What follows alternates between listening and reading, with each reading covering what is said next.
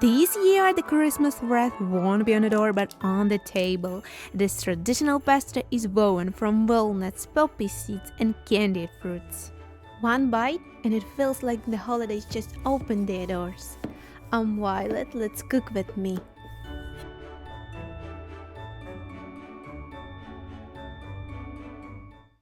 First, I'll prepare the base for a wreath. All ingredients should be at room temperature, not cold, as it is important for the dough rising.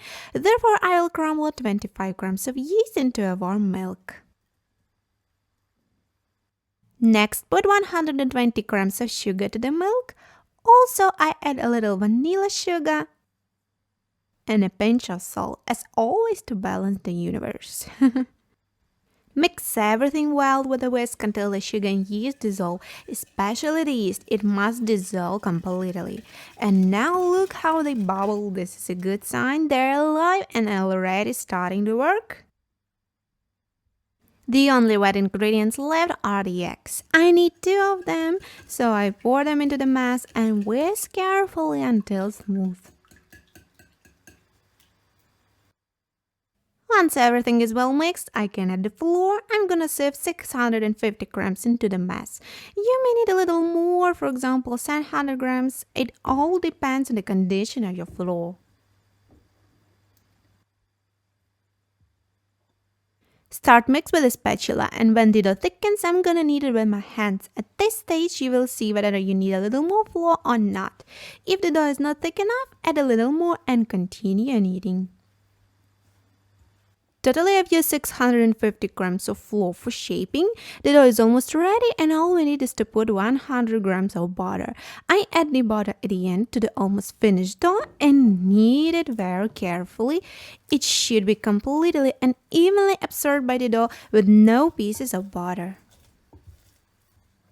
Why do I add butter at the end? It helps the dough retain more air, making the baked goods fluffy, voluminous, and slower to stale. The dough is made, now it needs to rise.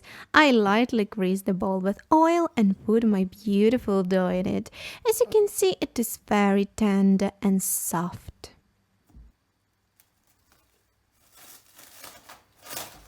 Cover it with food wrap and put it in warm water. Yes, you heard right. I fill a large bowl with warm water, put the dough in it, and cover with a towel for 2 hours to rise. This is my grandmother's old and effective way for rising dough. When it's cool at home and the dough doesn't rise, warm water always comes to the rescue. Wow, the dough has risen incredibly well. Increasing in volume by 2-3 times is just what I need, and I can confidently work with it. Put the dough on the table and divide it into 3 equal parts with a spatula. This will be our 3 future rolls, the basis for the Christmas wreath. Let's get to work. Roll number 1. Take one part of the dough and roll it out with a rolling pin into an oval about 5-7 millimeters thick, as you can see in the video. And first I'll put the walnut filling. You can buy it ready-made, but I made it myself. Just mix 110 grams of chopped walnuts with 1 tablespoon of sugar. Spread the filling in the center in a long line from one edge to the other, leaving a little space from both of it. I won't roll it, but pinch the edges as if I were forming buns. Pinch firmly so that the seam on the rolls doesn't come apart.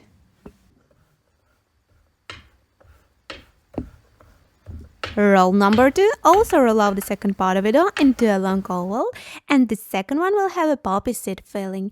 I bought ready-made in the store and I'm gonna use about 150 grams. The poppy seed filling is wetter, so it is easier to spread than the walnut filling. I put it tightly in the center and pinch it off firmly at the edges. Now the second roll is ready. Roll number 3, I roll out the third part of it into an oval shape just like the previous 2. And this time the filling will be double candied fruits plus sweet raisins. It was the hardest to put because raisins kept running away from me in different directions. But I did it, and now I made 3 rolls. Turn all 3 rolls seam side down. It's important. This will prevent them from cracking along the seam and the filling from spilling out when forming the wreath. And now for the most interesting part, making our wreath. First, press the ends of the rolls firmly together and then begin to rearrange the rolls crosswise as if braid a hair. We turn the rolls over with the seam facing down beforehand, and the dough is quite flexible, so don't be afraid to replace them. The dough won't crack.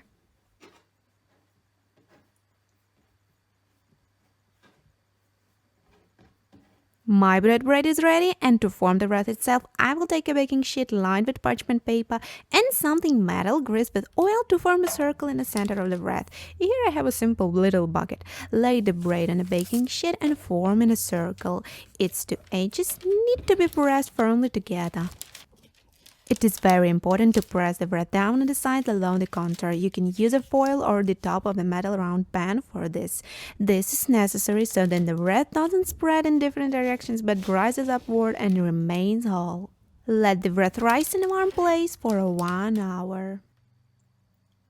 For greasing, I'm gonna use a mixture of 1 egg yolk and 1 teaspoon of warm water. Our Christmas wreath has grown very nicely and become so magnificent. Before baking, grease it with the mixture we've just prepared. Brush it very carefully, covering all sides, curls and bumps. This mixture will give our pastry a golden brown crust and at the same time prevent it from burning. Bake the wreath in a preheated to 170 degrees oven for 40-45 minutes. Immediately after baking, remove the contour and remove the metal pan from the center. If you leave the wreath to cool completely with pans, it may become damp. Remove everything and let it cool. While the wreath is cooling, let's prepare a snow white topping. It is very easy to make with just 3 ingredients: icing sugar, milk and lemon juice. Add a few teaspoons of milk to 200 grams of icing sugar and start stirring. Pour in 2 teaspoons of lemon juice and mix well again.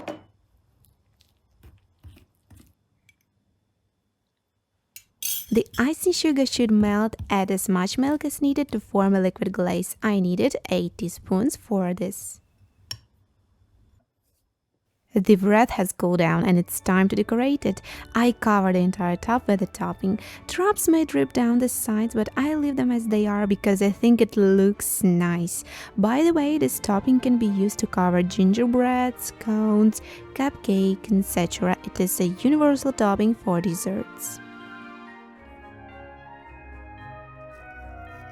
I had a little poppy seeds, walnuts and candied fruits left, so I've decided to sprinkle the rest of them on top of the topping.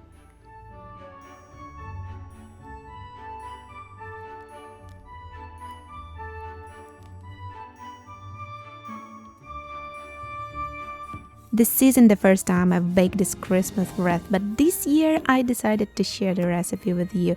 It's very fluffy, incredibly fluffy and soft. It has a variety of flavors inside, 3 different fillings in each piece. Isn't it fantastic?